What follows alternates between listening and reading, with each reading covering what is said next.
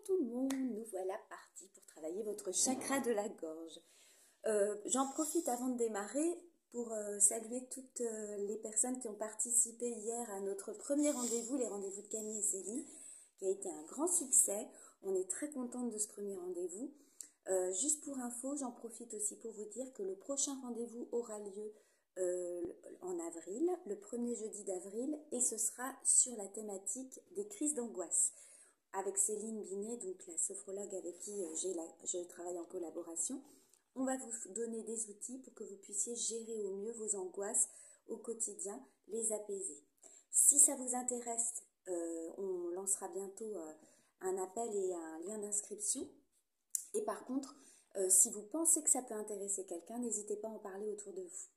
Voilà, ça c'était pour la petite interlude. Alors maintenant, nous allons passer donc à Vishuddha, notre chakra de la gorge. J'ai envoyé je vous ai envoyé j'ai parlé des blocages il y a 2 jours. Non, hier, je vous dis n'importe quoi. Hier, je vous ai envoyé les blocages dans mon article. Je parle des blocages, donc vous pouvez aller vous y référer si ce n'est pas déjà le cas pour voir si votre chakra de la gorge est bloqué. Et donc, on est parti pour le débloquer, ce chakra de la gorge. Donc, vous avez tout le mois de mars pour le faire, enfin ce qui reste du mois de mars. Il faut savoir que le chakra de la gorge, il est relié à la thyroïde. Donc, si vous sentez des méfaits, que vous avez même une gorge enrouée, que vous avez un rhume en ce moment, c'est peut-être qu'indirectement, votre corps vous parle et vous dit qu'il faudrait peut-être le travailler un petit peu. Donc, comment faire? Donc déjà, une pratique qui n'est pas évidente, mais qui est très bénéfique, c'est le silence.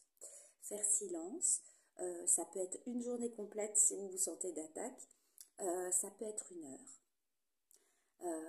Ça peut être vraiment le silence, je vous conseille quand même un temps relativement long. Donc 1 heure déjà, ce serait pas mal.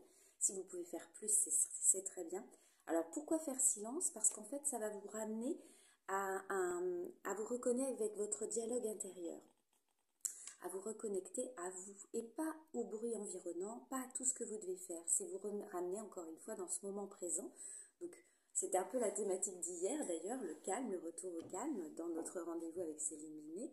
Mais voilà, c'est ça, c'est faire silence pour vous retrouver et pour retrouver un petit peu ce qui se passe en vous, être à l'écoute de ce que vous ressentez, ce que vous entendez en vous, à votre écoute quoi. Deuxième chose, méditer. La méditation, donc forcément, ça rejoint ce calme. C'est retour à l'ici et maintenant pour pouvoir être en adéquation avec vous et vous entendre. Donc pour la méditation, il faut que vous imaginiez simplement, vous vous installez confortablement dans un endroit calme et vous allez imaginer une boule bleue au niveau de votre gorge. Quand vous inspirez, cette boule, elle grandit. Quand vous expirez, elle redevient plus petite. Et vous allez faire ce va-et-vient, autant de fois que vous le voulez. Associé à ça, il faudrait que vous ayez des affirmations, et ça, si possible, le répéter autant de fois que possible dans la journée, ou le matin au réveil, le soir, mais vraiment essayez d'y penser au maximum. Trouvez votre affirmation en lien avec votre gorge. Moi, j'en ai 2 à vous proposer. J'ai « j'honore mon opinion » et sinon, je m'exprime avec confiance. C'en est 2 que j'aime beaucoup. Voilà, je m'exprime avec confiance, avec assurance. Utilisez votre voix, votre organe. N'hésitez pas à chanter, faites du karaoké, rire, bâiller, siffler, crier. Essayez de mettre en mouvement votre organe au maximum pour le ressentir, pour le dégager, pour l'ouvrir, de manière à ce qu'il puisse se libérer éventuellement naturellement, à part cette petite gymnastique, de son blocage et libérer son énergie. Donc, tenez un journal. Alors ça, c'est important. Donc ça, on sait que depuis qu'on a commencé les chakras ensemble, je vous incite vraiment à écrire dans votre journal. Aujourd'hui, je ne vais pas vous proposer de questions. Je vais vous demander simplement d'affirmer les choses, de tout ce que vous n'osez pas dire, tout ce que vous dites trop. Essayez de l'écrire dans votre journal. Essayez d'écrire ce qui se passe en vous. Essayez d'être honnête avec vous-même. Et peut-être éventuellement, essayez de refaire des dialogues. Oh, j'aurais dû dire ça, pourquoi je ne l'ai pas fait? Écrivez-le. Et dans un second temps, vous allez aller devant la glace et vous allez vous exprimer. de nouveau, vous allez refaire le dialogue que vous n'avez pas osé dire, ou que vous avez, parce que vous avez manqué peut-être de répartie, parce que vous n'avez pas osé, vous le refaites devant le miroir. Et vous allez voir, ça va être très libérateur et ça va vous permettre de vous entraîner à le faire au quotidien en direct. Ou si c'est pas en direct, un petit peu après. Peut-être que ça va vous amener à avoir cette discussion que vous n'osez pas avoir. Entraînez-vous, écrivez-le et dites-le devant le miroir. Vous allez voir, ça marche. Ça marche bien, ça nous permet d'avoir de l'assurance, ça permet de s'entraîner comme quand on va faire une pièce de théâtre. Si vous faites du théâtre, vous entrez sur scène, vous connaissez votre texte. Et du coup, c'est quand même un peu plus simple que si vous ne le connaissiez pas. Voilà. La pierre doudou. Alors, la pierre doudou, je vous conseille le lapis lazuli, une pierre bleue. Je ne l'ai pas sous les yeux, donc je vais aller vous la chercher, mais je fais une petite pause du coup. Voilà, bah pour ceux qui ne connaissent pas, voici le lapis lazuli, qui est une très jolie pierre et qui vous rappellera. Moi, je vous conseille de l'avoir toujours sur vous. Alors, à chaque fois, j'ai des pierres plus ou moins grosses, hein, mais vous n'êtes pas obligé d'en avoir d'aussi grosses. Hein, vous pouvez en prendre des plus petites. Et l'idée, c'est de l'avoir toujours sur vous pour vous rappeler que ce mois-ci, vous travaillez votre gorge. Vous essayez d'ouvrir votre gorge, vous essayez d'ouvrir votre dialogue. Vous essayez d'être honnête par la parole et par l'écoute. Alors, ça, c'est l'autre étape. Il faut savoir écouter. C'est bien d'entendre, c'est bien de parler, c'est bien de s'exprimer. Mais un dialogue, c'est à deux la plupart du temps.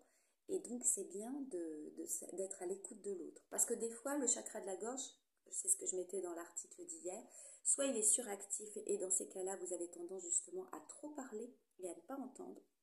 Soit il est sous-actif et au contraire, vous êtes plus éteint, plus timoré, on va dire, et vous n'osez pas vous exprimer correctement. Donc, l'un dans l'autre, savoir écouter, c'est très très bien.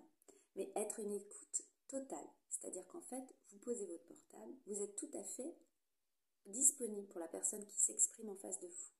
Vous êtes à l'écoute complète de ce qu'elle vous dit. Vous pesez ses mots, vous prenez le temps de répondre, vous lui laissez le temps d'aller au bout de sa réflexion. Voilà. C'est vrai qu'on a tendance à ne pas le faire. Dernière chose, le yoga comme d'habitude. Je vous incite à aller voir sur internet. Il faut des figures de yoga ou une figure de yoga qui va pouvoir ouvrir votre gorge. Donc, il y a le cobra, il y a le pont et il y a le chameau. Voilà, c'est les trois que j'ai sélectionnés. Le chameau n'est pas facile. Si vous n'êtes pas très souple et tout ça, je ne vous conseille pas forcément de le faire. Le cobra, c'est ce qu'il y a de plus simple selon moi. Mais après, voilà, il faut que vous soyez à l'aise. Moi, en ce moment, le yoga, c'est pas trop possible. J'ai toujours ma sciatique, donc ce sera pour plus tard. Mais pour le moment, voilà, si vous êtes souple, à même de faire ces mouvements, n'hésitez pas. Ça ouvre votre gorge et ça dégage l'énergie et ça renforce votre chakra de la gorge. Donc, je vous souhaite un très bon travail sur Vishuddha. J'espère que tout ça vous aura parlé. J'espère que vous aimez faire ce travail sur vos chakras. Petit rappel, n'hésitez pas à vous référer aux autres chakras si vous pensez qu'il y a des chakras inférieurs qui sont bloqués. Les supérieurs arrivent. On va passer au troisième œil le mois prochain et ensuite à la couronne. Donc, il nous en reste 2. Mais n'hésitez pas à vous référer aux autres si vous pensez que la base n'est pas encore assez bonne. Vous restez sur ceux d'en dessous et vous travaillerez les supérieurs par la suite. On commence toujours par le bas et on finit par le haut. Voilà, je vous souhaite une très bonne journée, un bon week-end et je vous dis à la semaine prochaine.